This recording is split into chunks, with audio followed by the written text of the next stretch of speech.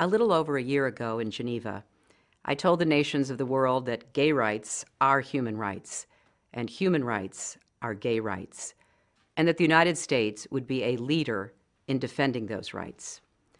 Now, there were some countries that did not want to hear that, but I believe America is at its best when we champion the freedom and dignity of every human being.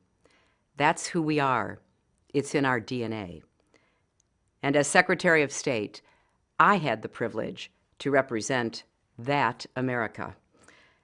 I will never forget the young Tunisian who asked me after the revolution in his country how America could teach his new democracy to protect the rights of its LGBT citizens. He saw America as an example for the world and as a beacon of hope. That's what was in my mind as I engaged in some pretty tough conversations with foreign leaders who did not accept that human rights apply to everyone, gay and straight, when I directed our diplomats around the world to combat repressive laws and reach out to the brave activists fighting on the front lines, and when I changed State Department policy to ensure that our LGBT families are treated more fairly. Traveling the world these past 4 years reaffirmed and deepened my pride in our country and the ideals we stand for. It also inspired and challenged me to think anew about who we are and the values we represent to the world. Now, having left public office, I want to share some of what I've learned and what I've come to believe. For America to continue leading in the world, there is work we must do here at home. That means investing in our people, our economy, our national security. It also means working every day as citizens, as communities, as a country, to live up to our highest ideals and continue our long march to a more perfect union. LGBT Americans are our colleagues, our teachers, our soldiers, our friends, our loved ones. And they are full and equal citizens and deserve the rights of citizenship. That includes marriage.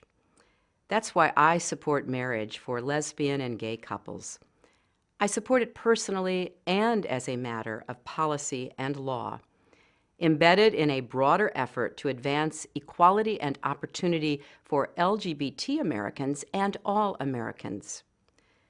Like so many others, my personal views have been shaped over time by people I have known and loved, by my experience representing our nation on the world stage, my devotion to law and human rights, and the guiding principles of my faith.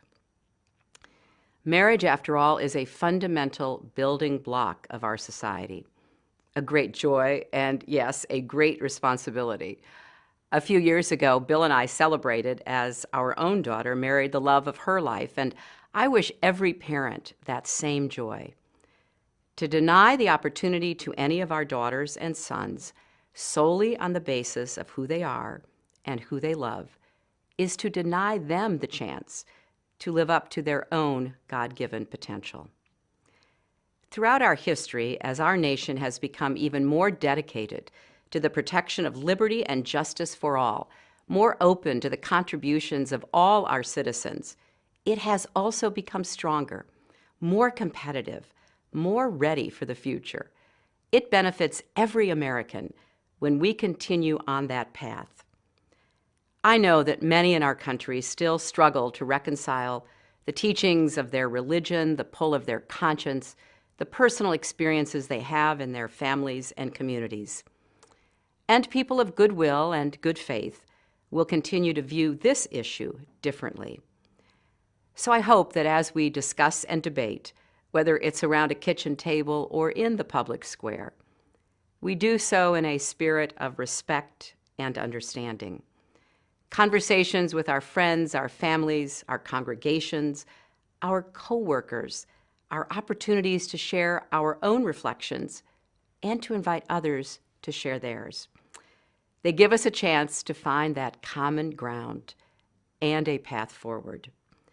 For those of us who lived through the long years of the civil rights and women's rights movements, The speed with which more and more people have come to embrace the dignity and equality of LGBT Americans has been breathtaking and inspiring.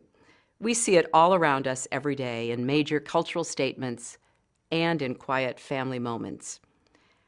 But the journey is far from over, and therefore we must keep working to make our country freer and fairer, and to continue to inspire the faith the world puts in our leadership. In doing so, we will keep moving closer and closer to that more perfect union promised to us all. Thank you.